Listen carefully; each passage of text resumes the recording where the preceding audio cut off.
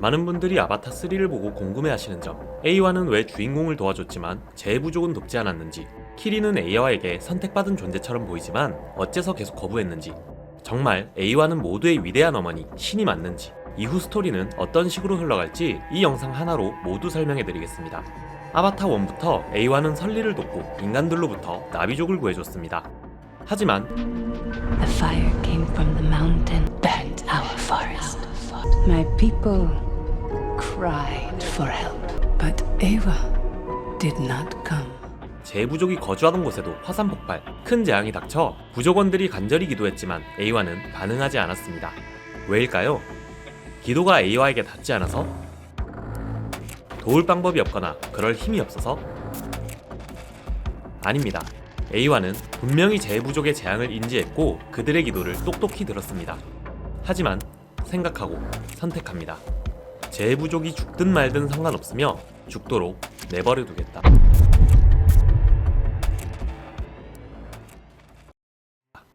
우선 이후 내용의 이해를 돕기 위해 가장 먼저 짚고 가야 하는 부분이 있습니다. 아빠 없이 엄마의 몸에서만 잉태한 키리의 존재 자체만으로도 알 수 있지만 A와는 원주민들이 믿는 허상, 허구의 신이 아니라는 건데요. 사실 A와는 이미 시즌 1 초반부부터 그 모습을 우리에게 보여왔고 실체가 있는 존재입니다. 실체가 있다. 이 말은 즉 A와가 꿈같은 허상도 아니지만 전지전능한 신 같은 존재 또한 아니라는 거죠. 그렇다면 A와의 정체는 무엇인가? 바로 판도라 행성 그 자체이며 거대한 식물, 면역 체계가 있는 유기체인 것입니다. 이게 무슨 말인가 싶으실 텐데 A와가 신이라면 설명이 안 되는 점들도 A와를 유기체로 판단하면 모두 맞아떨어지기 때문에 하나씩 풀어가 보겠습니다. 우선 나비족은 항상 말합니다. 어머니께선 편을 들지 않는다. 세상의 균형을 지킬 뿐이다. 라고 말이죠. Our great mother does not take sides, Sheikh. She protects only the balance of life. 이 말을 뒷받침하듯 인간들이 숲을 파괴하며 언옵테늄을 채굴할 때와 바다의 툴쿤들에게서 암리타를 채취할 때 A와는 아무 반응도 하지 않습니다. 일부 숲을 파괴하고 툴쿤을 일부 죽이는 것 정도로는 드넓은 판도라 행성, 즉 A와의 생명에 큰 악영향을 끼치지 않기 때문이죠. 즉 판도라 행성이라는 유기체의 면역 체계가 위험 요소로 인지하지 않아 침입자인 인간을 박멸하지 않았다는 얘기입니다. What we think we know is that there's some kind of electrochemical communication between the roots of the trees. And each tree has 10 to the 4th connections to the trees around it. And there are 10 to the 12th trees on Pandora.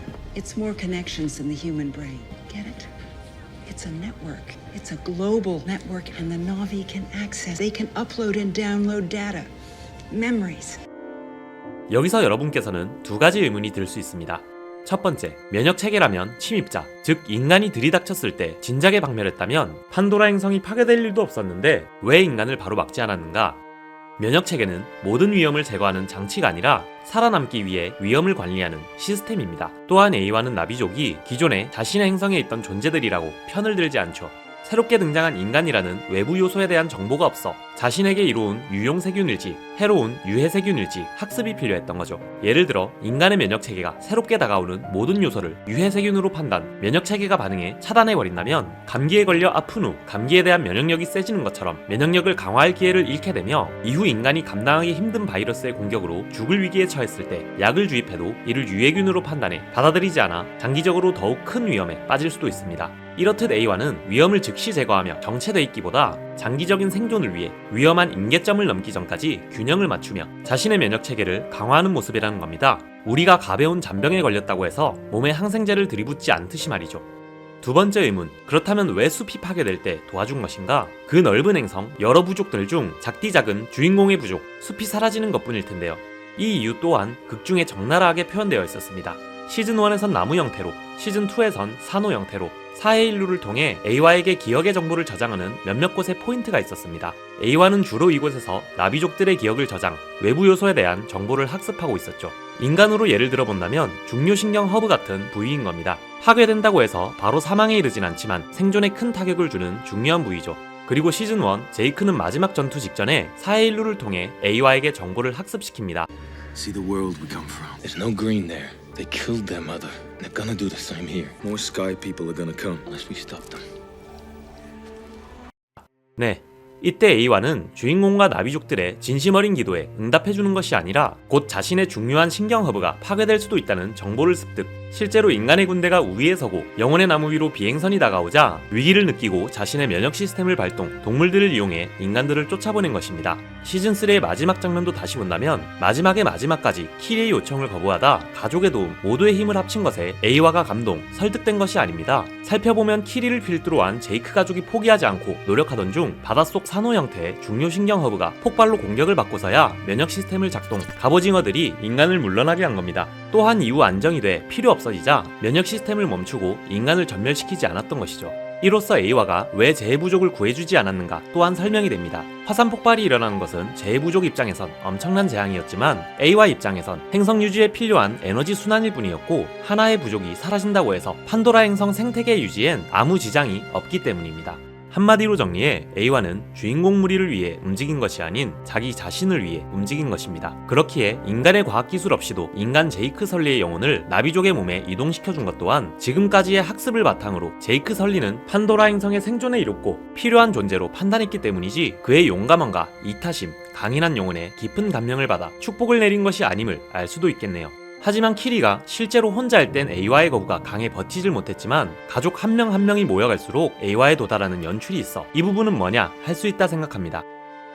키리, 이 캐릭터는 확실히 특별한 존재가 맞습니다. 실제로 그 어떤 나비족들보다 에이와에 근접한 힘을 지녔고 에이와로 인해 태어난 생명체죠. 하지만 키리는 시즌1 한 번의 큰 위험 이후 에이와가 필요를 느껴 만든 방어체계 중 하나일 뿐이지 신의 대리인이 아닙니다. 앞서 말했던 이유들로 에이와는 항상 균형의 유지를 원합니다.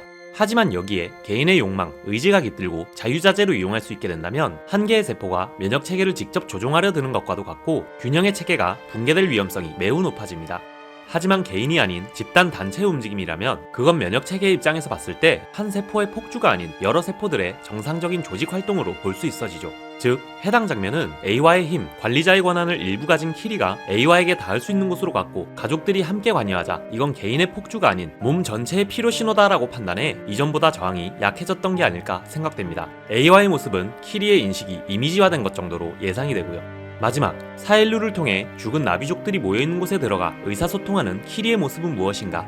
이전 제이크 가족과 함께 에이와에게 접근하며 키리의 의지는 한 개인의 세포가 아닌 다수의 세포가 원하는 흐름이라는 점을 에이와가 학습했습니다. 또한 키리의 목적이 면역 시스템의 작동이 아닌 스파이더와 함께 저장된 정보의 확인 수준이라 에이와 입장에선 차단해야 할 위험 신호가 아니었기 때문에 거부 반응이 발생하지 않았을 것으로 생각됩니다. 즉 그곳은 사후 세계가 아닌 나비족들이 죽기 전 사일루로 기억을 저장해둔 뇌, 하드디스크 정도의 장소일 것 같네요. 여기까지 이해가 되셨다면 이후의 스토리는 정말 충격적일 수도 있겠다는 생각이 들었을 텐데요. 제임스 카메론 감독님은 아바타 시리즈가 이미 7편의 구상도 진행 중에 있다고 언급하셨습니다. 어떻게 진행될진 확신할 수 없으나 에이와는 결국 누구의 편도 들지 않으며 판도라 행성 자체의 이로움을 위해 움직인다는 점을 알게 되었습니다. 그렇다면 지구의 과학자들이 이를 눈치채 주인공과 나비족의 행동들보다 고도로 발달된 과학력을 이용 자신들이 판도라 행성에 더욱 이로운 존재로 인식하게끔 해버린다면 어쩌면 이후엔 나비족과 인간의 싸움이 아닌 나비족과 에이와의 싸움이 이루어질지도 모르겠네요.